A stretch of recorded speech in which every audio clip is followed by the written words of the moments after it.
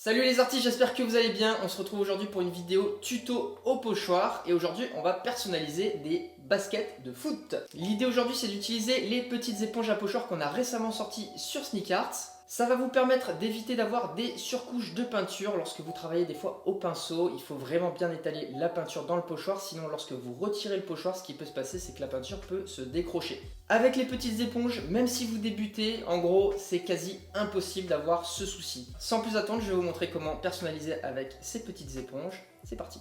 Avant de commencer, si vous voulez une adhérence optimale de la peinture, je vous recommande bien évidemment de préparer la surface. Donc pour cela, utilisez un disque de coton et le décapant Sneakarts pour retirer le plus gros du vernis. Vous venez ensuite essuyer le tout avec votre tablier ou un chiffon pour être sûr que la surface soit bien sèche. Je vais ensuite prendre mon pochoir et je vais venir l'écheniller, c'est-à-dire que je vais retirer toutes les parties dans lesquelles je vais venir appliquer la peinture. Donc là, j'ai pris un pochoir avec des chiffres romains et je vais venir tout simplement retirer tous les chiffres sur mon pochoir. Une fois que c'est bon, je prends un film de transfert pour venir récupérer beaucoup plus facilement tous mes motifs. Donc ça aussi, j'en parle dans pas mal d'autres vidéos, n'hésitez pas à aller les voir. La technique, elle est relativement simple, vous avez juste à prendre votre film de transfert, le mettre sur votre pochoir et presser avec une carte rigide pour que le pochoir vienne se coller sur le film. Une fois que votre pochoir est bien collé sur le film de transfert, vous n'avez plus qu'à récupérer la partie autocollante du pochoir, donc c'est ce qui nous intéresse. Pour cela, je vous recommande de plier le film de transfert, vous verrez que ça va venir tout seul, et ensuite vous venez appliquer le tout sur votre basket ou autre support. Vous reprenez votre carte rigide, vous venez appuyer sur le pochoir, et ensuite vous allez venir retirer le film de transfert. À ce moment-là, il ne restera plus que le pochoir sur votre paire de baskets et c'est là-dedans qu'on va venir appliquer la peinture. Petite astuce, si vous voulez que votre pochoir épouse complètement la forme de votre surface, surtout si elle n'est pas lisse, je vous recommande de prendre un sèche-cheveux et de venir chauffer le pochoir. Attention, si vous avez une couche en dessous, à ne pas la brûler. On vérifie quand même que le pochoir est bien collé et on peut ensuite passer à l'étape de la peinture. Donc pour cela, je vous recommande de prendre un peu de peinture, de la mettre dans une palette et ensuite on va venir prendre nos petites éponges. Donc moi je vous recommande de commencer par le petit côté de l'éponge pour récupérer la peinture. Veillez à ce qu'il n'y ait pas trop de peinture dessus, donc n'hésitez pas à tapoter sur la palette et on va venir ensuite appliquer délicatement la peinture dans notre pochoir.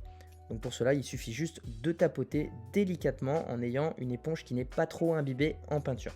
Une fois que c'est fait, je prends le côté opposé de mon éponge, donc le gros côté de l'éponge, et je viens éponger les surplus de peinture. Si vous laissez trop de peinture sur les contours du pochoir, ce qui peut se passer, c'est que lorsque vous allez retirer le pochoir, la peinture peut s'enlever. Je prends ensuite mon sèche-cheveux et je viens sécher délicatement la peinture. Donc là, je suis en mode froid et je reste à 10-15 cm de la paire. Je reprends ensuite mon éponge et je viens répéter exactement le même processus. Donc je prends un peu de peinture, je tapote un peu dans ma palette et je viens ensuite appliquer ma seconde couche dans le pochoir. Et je viens éponger avec le côté opposé de mon éponge. Une fois que c'est fait et que je suis satisfait du résultat, donc en général il vous faut 2 ou 3 couches, je viens sécher une dernière fois avec le sèche-cheveux. Une fois que la peinture est bien sèche, n'hésitez pas à vérifier un petit coup en touchant avec votre doigt. Vous venez prendre un cutter pour retirer l'extrémité du pochoir et ensuite vous retirez délicatement le pochoir. Il ne vous reste plus qu'à retirer les derniers petits détails avec le cutter, donc par exemple l'intérieur des lettres ou les petits motifs. Et si jamais vous avez fait des petites bavures, c'est pas grave, vous pouvez prendre un coton-tige de précision avec le décapant Sneakarts et vous venez rattraper vos petites bavures. Vous voyez que le résultat est nickel. Et voilà, le custom est terminé. Comme vous pouvez le voir, j'ai réalisé mon pochoir facilement avec les petites éponges. J'espère que cette vidéo vous aura plu, que vous savez maintenant comment faire vos pochoirs avec des petites éponges. Si vous avez des questions, vous les mettez en commentaire. Et pour nous soutenir, vous likez et vous vous abonnez. Allez, salut tout le monde!